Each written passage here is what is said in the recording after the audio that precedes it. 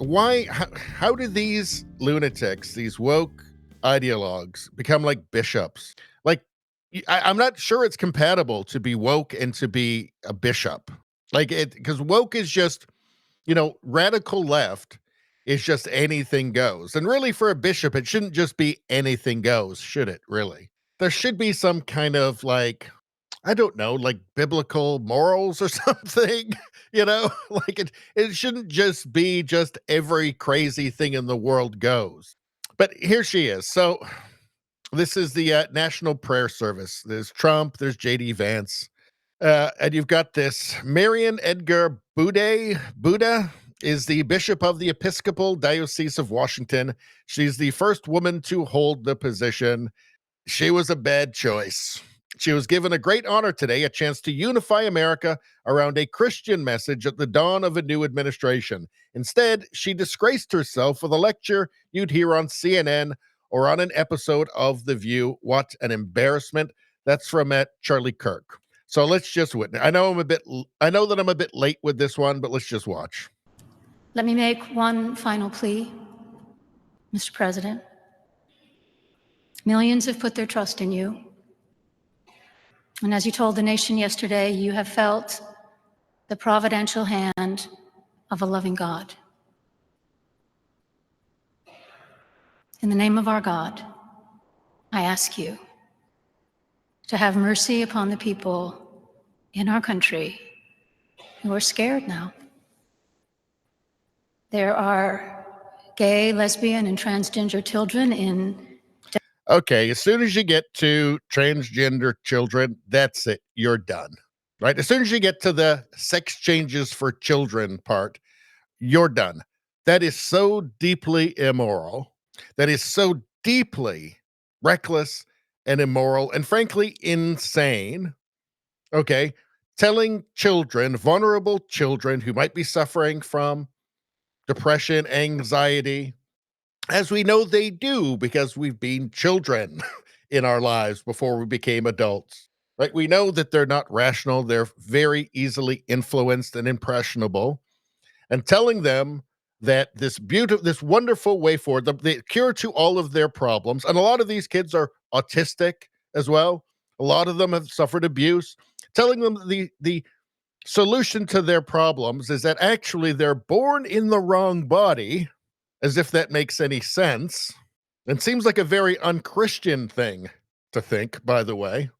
And that the road to happiness, to redemption, say, is to be permanently medicalized, to be mutilated, to be chemically castrated, to get double mastectomies, so that you can become a facsimile of something that you could never actually be, because none of it actually makes any sense.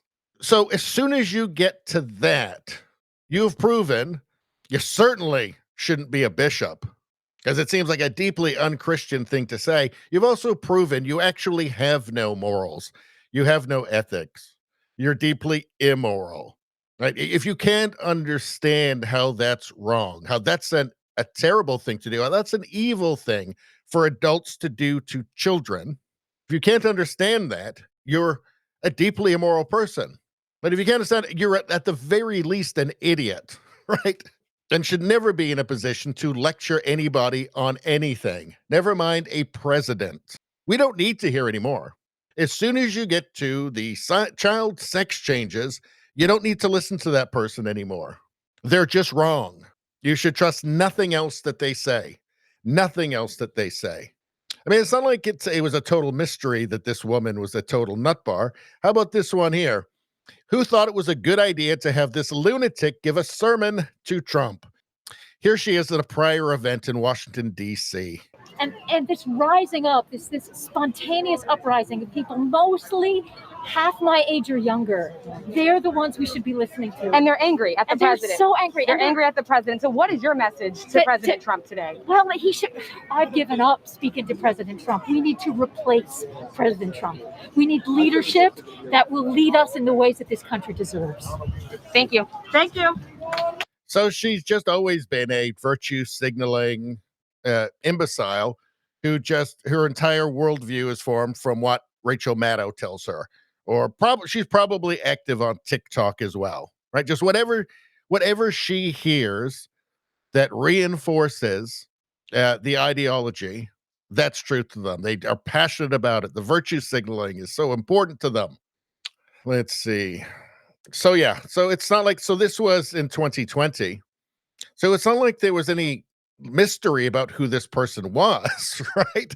How she had the chance to embarrass herself this way, to disgrace herself this way. It's just amazing.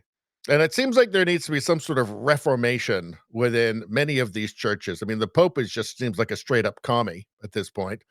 Here's Scott Jennings. Let's hear what he has to say.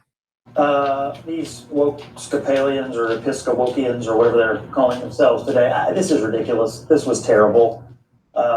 Donald Trump, I'm sure, regrets participating in this event today, to be lectured to and politicized in a church this way. And I thought it was, frankly, a disgrace to what they did at this event. I don't know if this event will happen ever again because of this. This particular bishop took it upon herself to turn this into a complete and total circus and spectacle. You have these people that are infected by an idea pathogen. You might say possessed. Can we say possessed? Can we say possessed? Possessed by an idea pathogen, right? And then they just wear the institution like a skin suit. That's what she's doing. Anyway, that's all I'm going to say about that. Please like, share, and subscribe. Subscribing really helps me out. I thank you for that. I will see you next time.